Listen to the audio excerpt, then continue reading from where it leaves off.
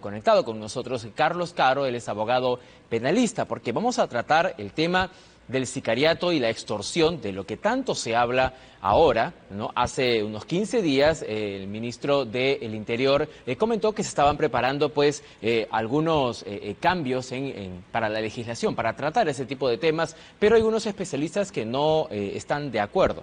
Vamos a conocer su punto de vista. ¿Cómo está? Buenas tardes. Buenas tardes, ¿cómo le va? Un gusto, gracias por estar aquí en Canal N. Coméntenos un poco, ¿está a favor, en contra sobre, digamos, este pedido para que los delitos de extorsión y sicariato sean tipificados como terrorismo? No, desde mi punto de vista no.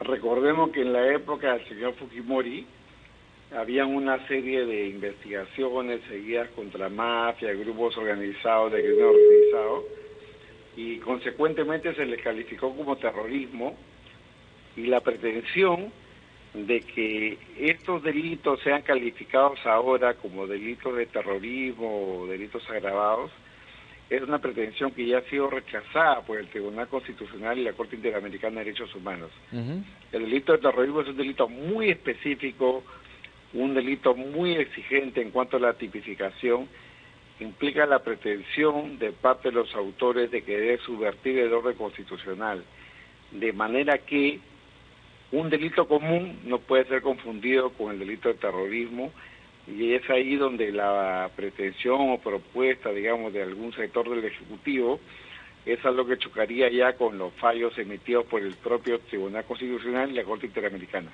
Claro, exacto, con la Corte Interamericana. Es por eso que quizá está demorando un poco el Ministerio del Interior en dar luz verde digamos, a este proyecto, ¿no? Para que pueda tipificarse como terrorismo. Pero para las personas que sufrieron y que sufren en este momento del sicariato y la extorsión, parecería que sí, porque están hartos. Entonces, ¿qué solución se le puede dar a esto? En verdad, todo esto es un tema que tiene que pasar básicamente por las acciones policiales. No es un tema tanto que va por la calificación del delito como terrorismo, extorsión o sicariato. Al público en general, a la ciudadanía, no les importa tanto la calificación como la efectividad, digamos, del proceso penal. Y la efectividad viene por el lado del trabajo de inteligencia, el trabajo, digamos, procesal que pueda realizar la policía y eventualmente la fiscalía. Entonces, más que buscar un calificativo del delito como terrorismo, de lo que se trata de buscar la eficacia, digamos, de la acción policial. Y eso es algo que no va a solucionar cambiándole al tipo delictivo de nombre o generando, digamos, nuevas nomenclaturas. El tema central para mí pasa por la cuestión de la eficacia de la policía, ¿no? Claro. Y es un asunto que, digamos, es ajeno totalmente a la calificación de esto como un delito de terrorismo. ¿Esto tendría relación a que las investigaciones ahora las lleva la Fiscalía y no la Policía? Porque lo he escuchado de varios efectivos, incluso comandantes de la Policía, ¿no? De que antes ellos realizaban las investigaciones, porque ellos están preparados para realizarla. A ver, acá hay un tema importante. La Constitución del 93 y la del 79, es decir, ambas, decían claramente que la investigación está a cargo de la Fiscalía. La policía es un auxiliar del fiscal en cuanto a la investigación, de manera que los policías dependen de las órdenes de los fiscales para efectos de la investigación.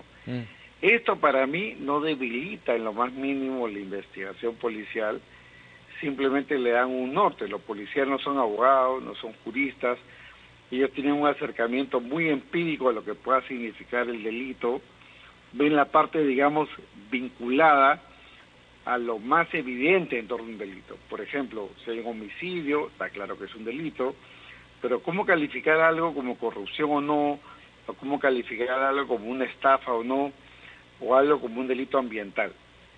Lo que quiero decir es que la calificación de si algo es delito o no, es algo que conforme a la Constitución depende de la Fiscalía.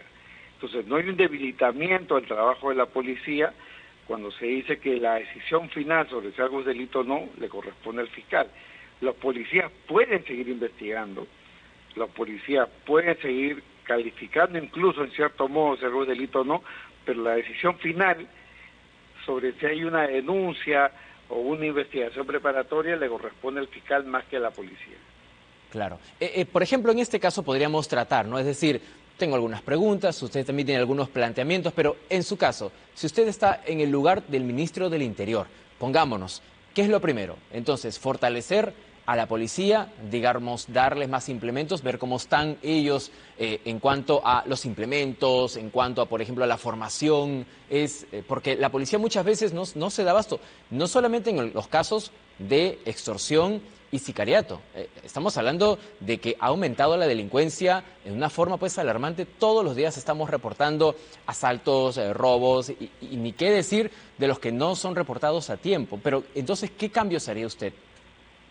Desde mi punto de vista, lo central es reasignar los recursos a la policía. Hay muchos policías en el escritorio, muchos policías en la parte de lo que es la investigación, digamos, de papel, pero lo que se requiere es básicamente policías operativos.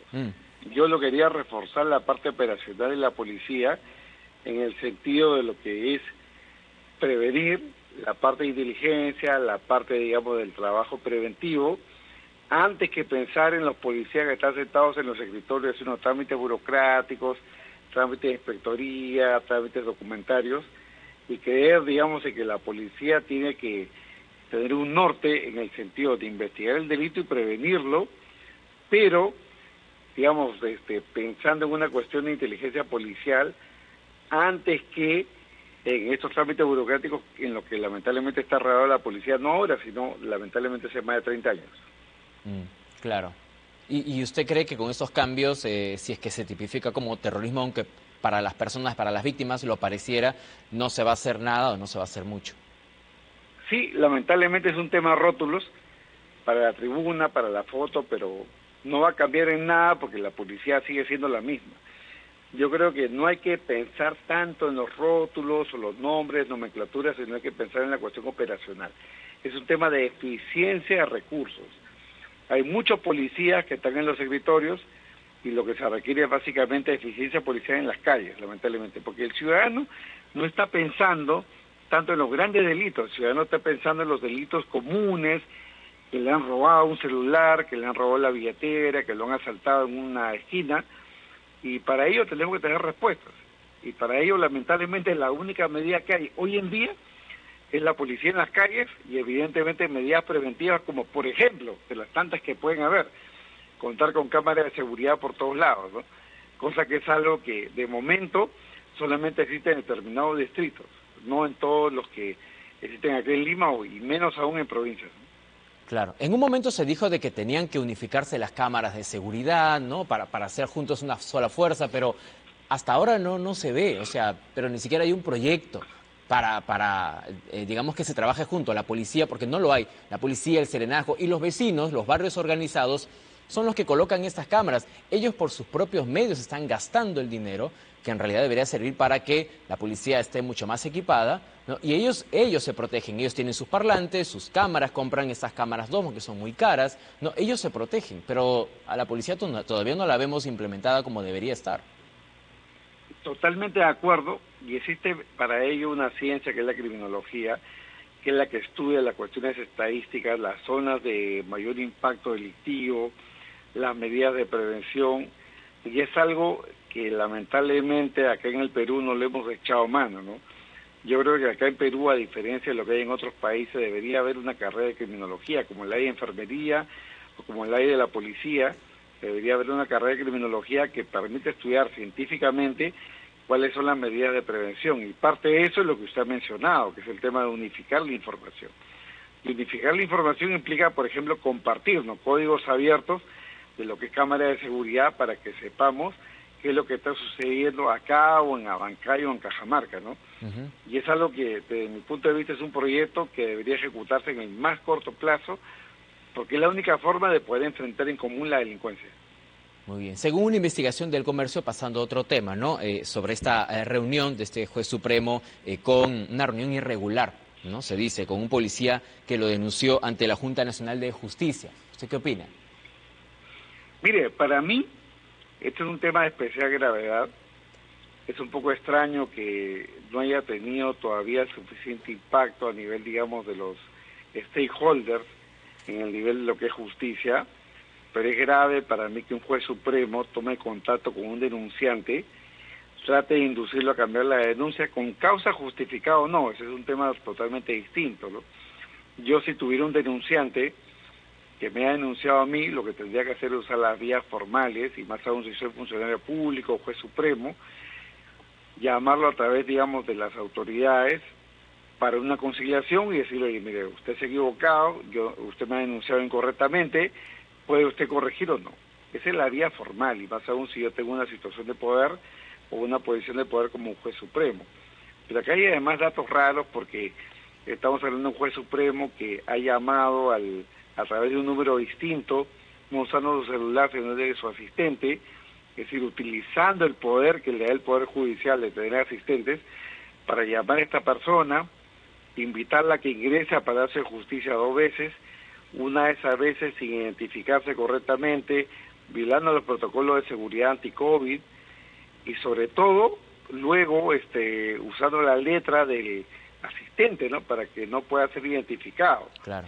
Y sobre todo pidiéndole que redirija la denuncia contra otra persona, que de repente se equivocó o no, pero yo no podría estarle pidiendo, siendo juez supremo, a alguien que denuncie a otro que no sea yo.